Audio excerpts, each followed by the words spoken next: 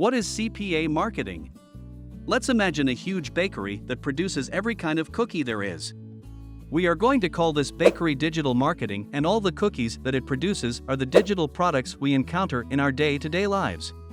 Everything that you have in your phone or your laptop is a digital product, from apps to games to music. Even this video is one example of a digital product. Now, one step below digital marketing, sitting right under it, are brand marketing and performance marketing. Think of brand marketing as the staff that makes the cookies. Now, good staff doesn't necessarily mean that the shop is going to sell more cookies. Of course, it helps, but it's not the only factor that determines high sales volume.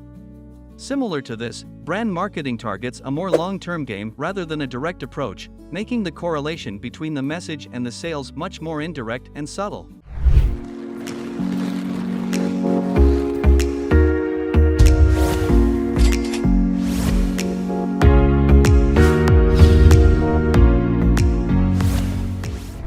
Welcome back to Dooodl.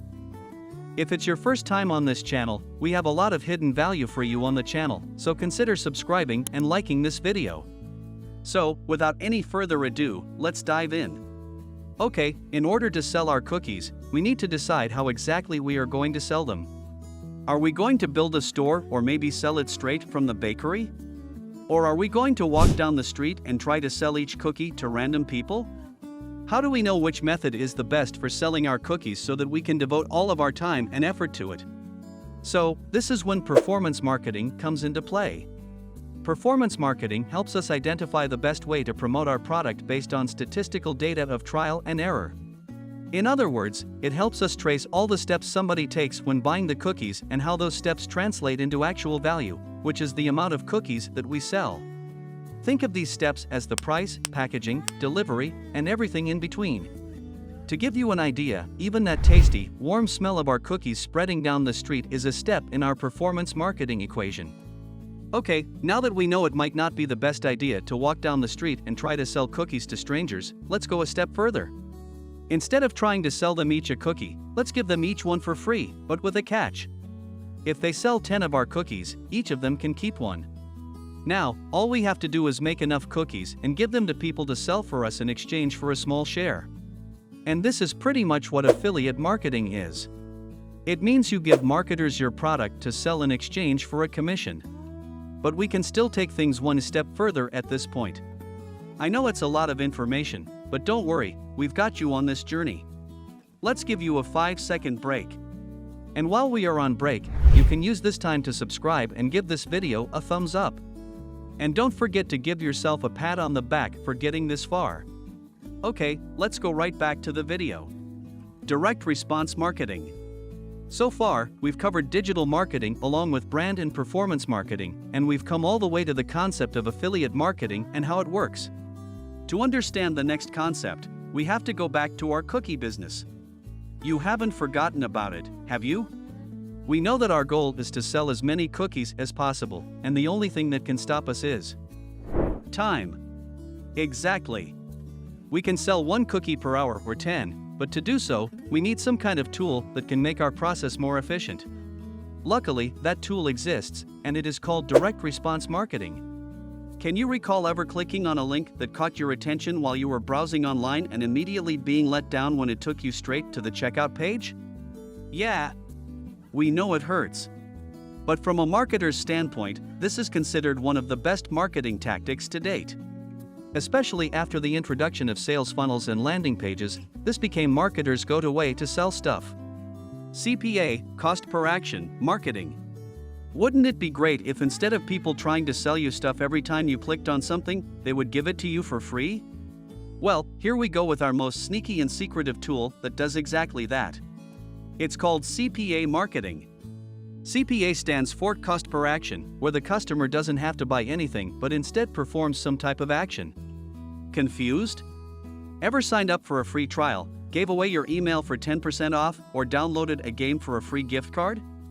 Essentially, this is what CPA marketing is, and it's gaining momentum in the mainstream marketing scene each year. Now that you know what CPA marketing is, let's break down how it works. After watching this video, you will have the necessary tools and knowledge to start your CPA marketing journey, so stick around and hit that subscribe button as you would with your first affiliate link.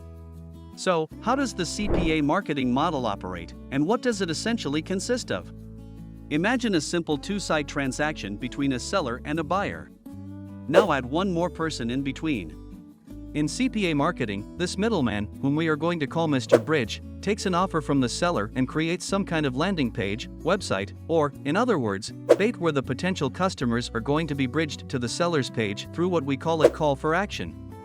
In affiliate marketing, this button usually represents a sale, but in CPA marketing, this can be any action, from putting your name and email to signing up for a subscription. To sum up, we have an offer that needs to be marketed on one side and a landing page and traffic on the other side. As a marketer, you want to focus on the last two, because with a good landing page and high-quality traffic, you can sell snow to an Eskimo. Trust me. We can give you extremely efficient tips and tricks on how to do this, and we sure will, but since it's an introductory video, we want you to understand the psychology behind every sale and how it happens in an online space. Are you ready for the most eye-opening statement of this video? No, are you actually though? Okay. Attention. Every sale that you ever made on the internet was impulsive. Let that sink in. How you feel right now will always dictate what action you are going to take next. Facts and analysis also play a big role in the process, of course, but the moment you click that buy button, whoosh, it is all your current state of mind. I can see your eyes starting to gliss a little bit and you starting to think of many ways you can use this information to your advantage, so let me pitch in with you. This simply means that we need to make our clients feel good about the purchase. Feel good is a very broad concept, and it applies differently to each product and service, but this is something that should be your main foundation when building a landing page. So let me give you an example of how you would use this information. Let's say you are trying to sell online tax preparation services. Now that's a tough one. Feeling good for a person who would potentially want this service equates to feeling safe. You see where I'm going? Something as simple as making your buy button green can work wonders for you since we associate green with approval. The other thing to pay attention to would be your testimonials from happy clients. Another thing would be showing your face on the cover of some kind of magazine. You see, it becomes really simple when we break it down like this, because now you can apply this tactic to your own product. By the way, let us know what you sell or would love to sell in the future in the comments below. We are going to love reading it and replying to you guys. Traffic.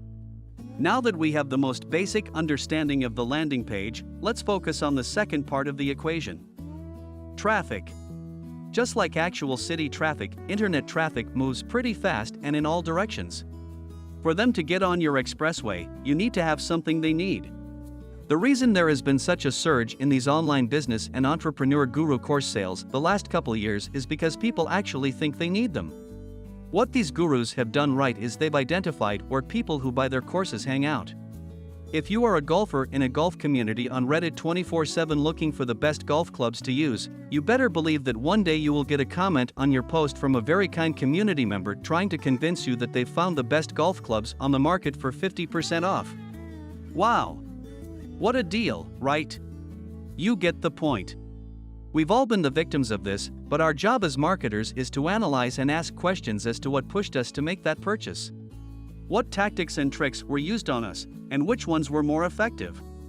This mindset alone will put you ahead of 90% of marketers, believe me.